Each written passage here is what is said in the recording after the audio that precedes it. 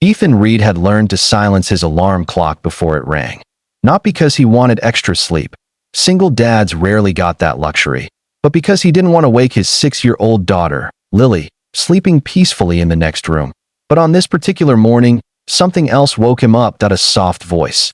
Gentle, calm, completely unfamiliar. "Ethan, you're awake." His eyes snapped open. Standing at the foot of his bed, wearing his oversized white shirt, sleeves rolled up awkwardly, was Ava Mercer, the country's youngest and most feared female CEO, a woman known for firing people faster than she blinked. Ethan shot upright. "Ava? Why are you wearing my shirt?" She looked down, cheeks flushed, then whispered, "Because last night, you saved my life." And right there, Ethan froze. Before I tell you what happened next in this unbelievable morning, make sure to like, share, and subscribe to Story Mountain, where every story reminds us that kindness still matters. Now, back to Ethan and the CEO who changed everything. Ethan wasn't supposed to be anywhere near downtown that night. He had just finished a long shift at the mechanic shop, picked up Lily from his neighbor's house, and was heading home during a heavy rainstorm.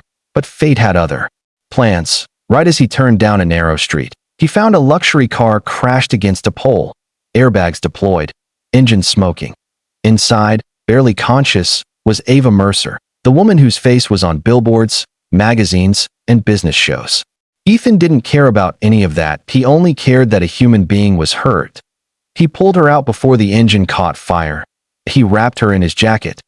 He checked for injuries. He called 911 and waited until the paramedics arrived. But here was the part no one knew.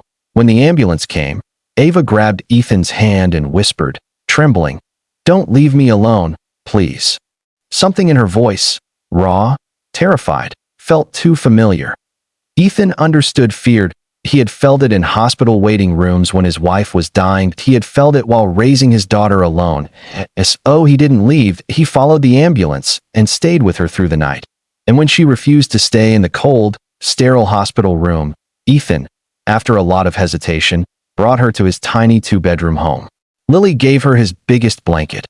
Ethan made her soup, and Ava fell asleep in his guest room, wearing one of his shirts because hers was torn and soaked. He had expected her to leave by sunrise. He didn't expect this. Ava stood nervously, fingers gripping the hem of his shirt. "I need to tell you something," she said softly. "Something no one in my world ever needed to hear." Ethan sat up fully, confused. "You don't have to explain anything. You had a traumatic night." "No," Ava said gently. "You don't get it. I've never had anyone save me before. Not without expecting something in return." She took a shaky breath. "You didn't ask for money. You didn't take photos. You didn't care who I was." She swallowed hard. "Ethan, you treated me like a human being." He blinked, caught completely off guard. She looked up, tears shining. "And last night, when you stayed by my side even though you didn't know me, I realized something." Ethan could feel his heart pounding. Ava whispered, "I didn't wake up in a stranger's home. I woke up safe, for the first time in years." And at that moment, Ethan felt his world tilt. Before Ethan could respond, little Lily appeared in the doorway. Messy hair, sleepy eyes, holding her stuffed bunny. She looked at Ava wearing her dad's shirt and said, "Daddy, is she staying for breakfast?" Ava froze. Ethan laughed awkwardly. But Lily walked up to Ava and gently touched her hand. "You looked sad last night," she said innocently. "Are you feeling better now?" Ava's eyes filled instantly, because no one, absolutely no one, in her powerful, cutthroat corporate life had asked her that simple question in years. She knelt down to Lily's level and whispered, "Yes, I think I am." But then Lily said something that cracked Ava open. "Good, because Daddy says helping people makes the world less scary." Ava looked at Ethan like she was seeing him for the first time. "You teach her kindness," she whispered. "I try," Ethan said quietly. "You live it," she replied. Ava stepped closer to him. "Ethan, I don't want this to be just a memory of a bad night. I want to understand this feeling, this kindness, this humanity." She hesitated, then added with a vulnerability no one believed a CEO could show, "Can I come back?" Not as Ava Mercer, the CEO, but as someone learning how to be human again. Ethan didn't know what to say to no woman had spoken to him like that since his wife passed. His heart felt both terrified and hopeful. "Yeah," he finally whispered. "You can come back anytime." Ava exhaled, a sound full of relief, gratitude, and something she hadn't felt in years: belonging.